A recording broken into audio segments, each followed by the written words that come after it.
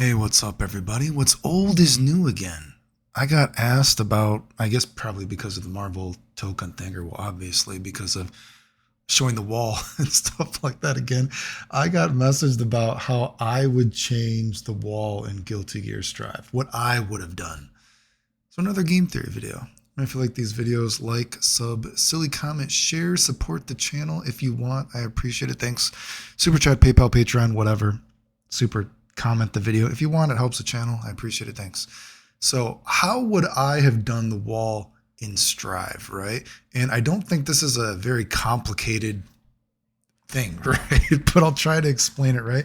And you need to remember, come at this from the perspective of when you sell a product, you need to sell the product in a way that you're telling the consumer that if you play this game, you can get a perspective on fighting games that you cannot get in any other fighting game. There is a new meta, a new mind game that does not exist in other Guilty Gears, that does not exist in Street Fighter, that does not exist in Marvel, whatever it might be, right? And while I explain this to you as well, I want you to imagine it. I want you to remember that what I'm going to tell you, this builds anticipation and excitement, not only in the player, but also the commentator and the audience watching. They don't know exactly what's going to happen either, right? Which builds excitement for the whole game and can be hype, right? So this is what I would do for the wall, right? I don't think it's that hard to follow, but we'll explain it, right? Let's say there's 3 stages for every match that you play, whatever. There's A, B, C, right?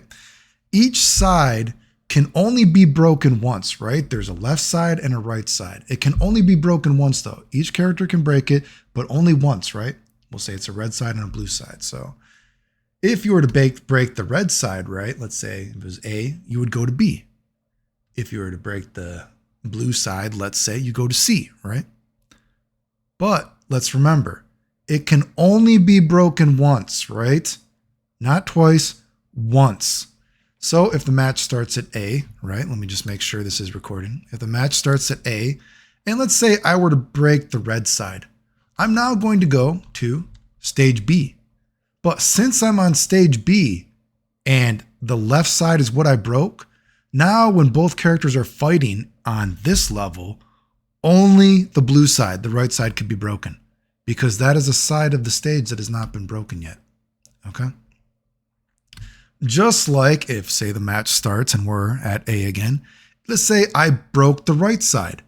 Now we're at stage C, right? This means now for the rest of these, it's a 2 out of 3 match. That right side can no longer be broken. Only the left side can be broken, okay? So let's think about it like this. We have a wall splat, right? Let's say you're doing a combo and the guy can wall splat, right? And let's say every character has some designated moves that can break the wall, right?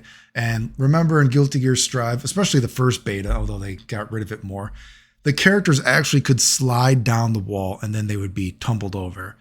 Once you got to like the final release of the game, they had to be almost exactly next to the ground to fall down like that. But in earlier betas, you could actually slide down. So let's imagine you could slide down the whole thing, right?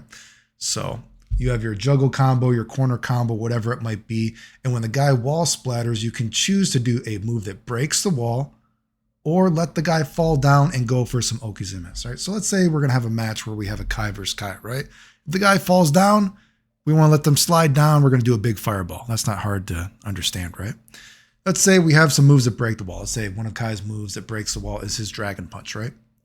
And let's say when you break the wall, though, because again, this is not something like Strive where it's like break the wall, break the wall, break the wall, break the wall, break the wall over and over. Each side can be broken infinite amount of times, right? It's a cheap pop. It's not actually interesting in terms of like meta, really, right? So let's say in this theoretical game, when you break the wall, however high of combo you did, maybe you already did a combo that was like 50% life. When you break the wall, boom, it adds another 25% life, right? So, I mean, your combo might have already done like 50% life. You break the wall, boom, another 25% life, no damage buffer whatsoever. It's almost like a free win almost, right? To think that a character can do that much damage, right? But there's a mind game of this, right? Because let's think about this. Match starts. We're at A, right? Characters going back and forth, blah, blah, blah, blah, blah. Kai splatters. Well, it's Eddie right there, but imagine Kai splatters another guy. But Kai is winning this match by quite a bit, right? So now the player has this like conundrum. He's like, well, fuck. Do I break the wall? I mean, I'm already almost guaranteed the win. Or should I take the chance that this guy is not going to block my mix up and wait for them to fall down into a big blue fireball, right? Again, he's already winning the match by quite a bit, right? Let's say in this circumstance, whatever, he did choose to break the wall, right? He broke the red side of the wall, right? Now we're in this round 2 where it's C, right? Well, guess what? The match is going back and forth. Let's say that I get him in the corner again. Well, guess what? I don't have that quotation marks free win in the right corner anymore because I already broke that wall. I used my quotation marks almost free win. Now let's remember too, just because you start off on one side of a match doesn't mean that you're always going to be there, right? So this could be player 2. Maybe now player 2 has me in the right side. Well, guess what? He's like, oh, fuck. Well, he broke me on the right side already. So I can only go for the Okizeme on the right side, right? Do you get what I'm getting at? Let's say we go back here. Another theoretical match. Round starts. Boom, boom. Let's say in this situation, Kai's like, you know what? I'm winning the match by enough. Let me just go for the Okizeme. But that doesn't necessarily mean that you won the match, right? Because maybe he blocked it. Maybe he can come back and then beat you. Maybe he uses the wall against you when you could have used that break wall, right? Do you see what I'm getting at? Like, what a simple idea, right? There's already ideas that there might be matches where nobody breaks the wall because maybe everyone is afraid that, oh, fuck, that's like my free win.